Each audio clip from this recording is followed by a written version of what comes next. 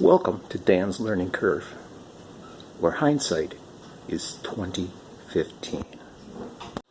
May 21st, 1958, Plymouth. The startup has begun. Tires are in, not in place, but out of the haul vehicle, brake drums. Yes, I'm optimistic. Cleaning supplies. And let's see here, what else we got?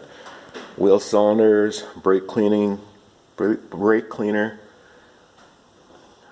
Let's see here. I just probably won't be able to see much in the back because it's front light, but there's the Jeep that hauled everything down.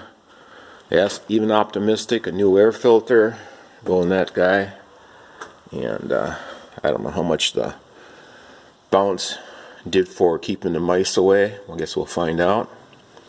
And I just put a battery in it. I grabbed the fan and gave it a twist, and I think the engine's still free. Let's get this hose out of the way of the fan on the generator there. Let's see what it does. This hasn't been turned over for 2 years. See, yes, I do have this door handle. I don't know if I can get in here this way. Nope.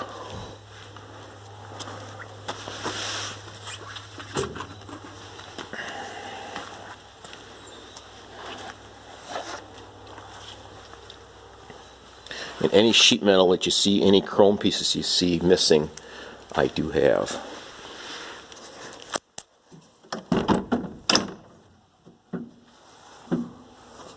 I don't know if I have the radio. I think that might have gotten lost at another place.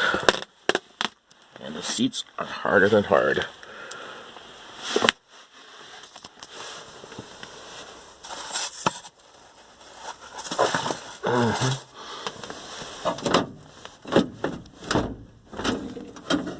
Dome light comes on. That's a good thing. Let's see if it cranks.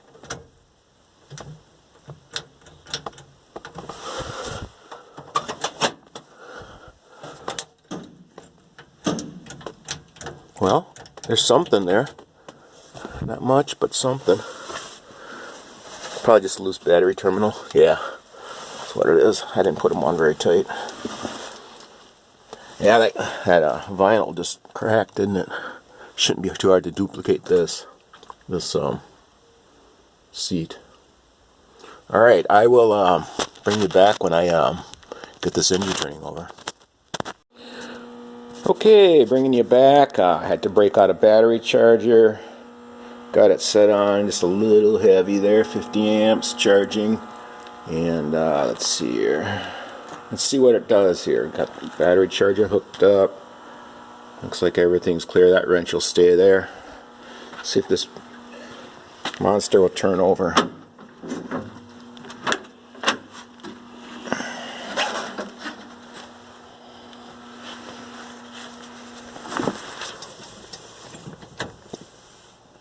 Dash light's good. Let's see what happens here. Yes, it's turning over, and I believe I have a stuck valve.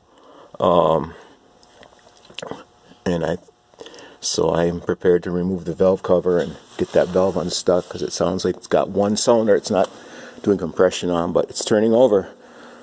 All right, the next thing will be see if this fuel pump right here, sorry about the lighting guys, but that's what you get in the pole barn. This fuel pump here will work down there. It looks a little different. Fuel inlet and outlet's different, so maybe I'll get some hose barbs and run hose. That might be the easiest way, or I might see if I can find the correct configuration in town, or I don't know. We'll see what happens. All right, I'll bring you back once I figure out what's going on with this fuel pump.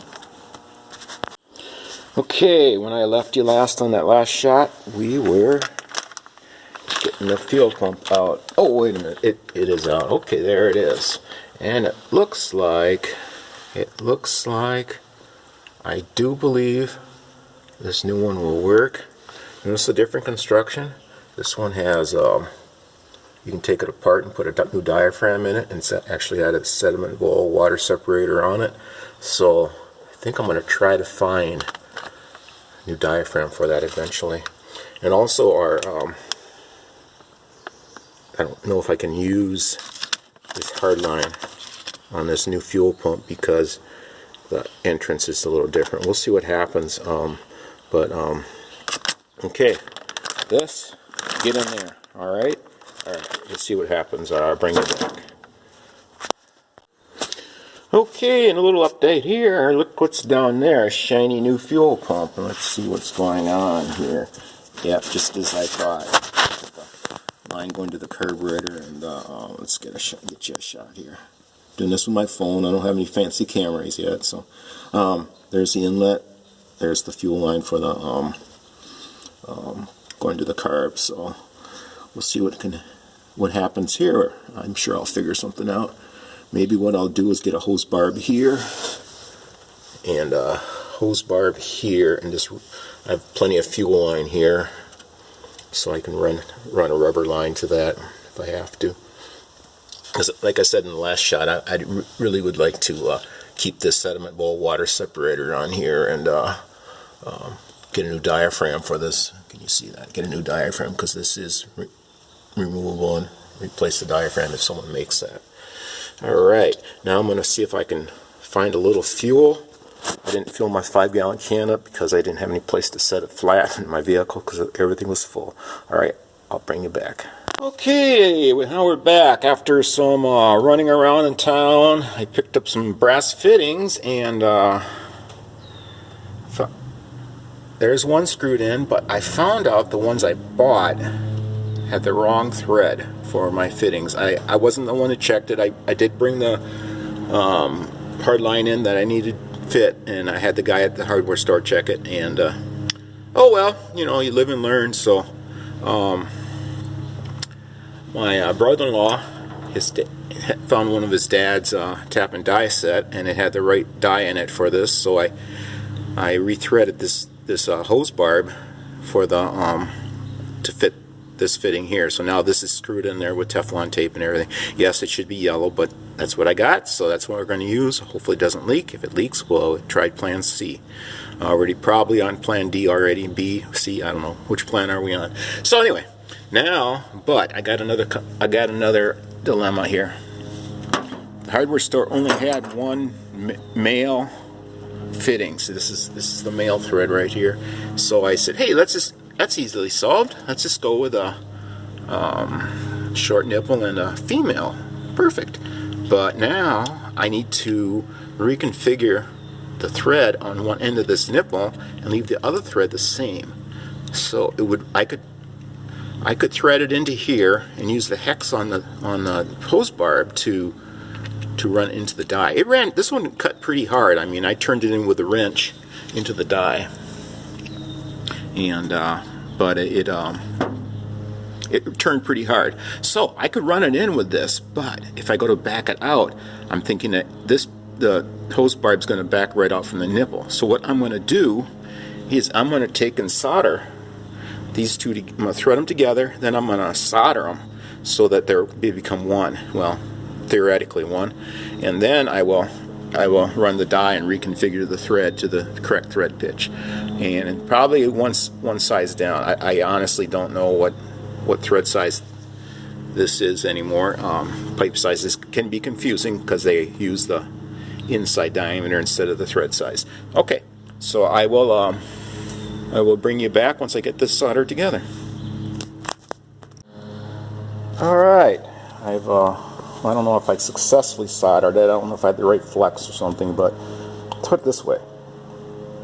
I was able to get the die to thread on there to cut a new thread, and let me see if I can take this off with one hand here. I should get my tripod set up. But when you're working, you just try to get things done, and I'm just trying to bring you guys along to see what's going on. Give you something to watch, and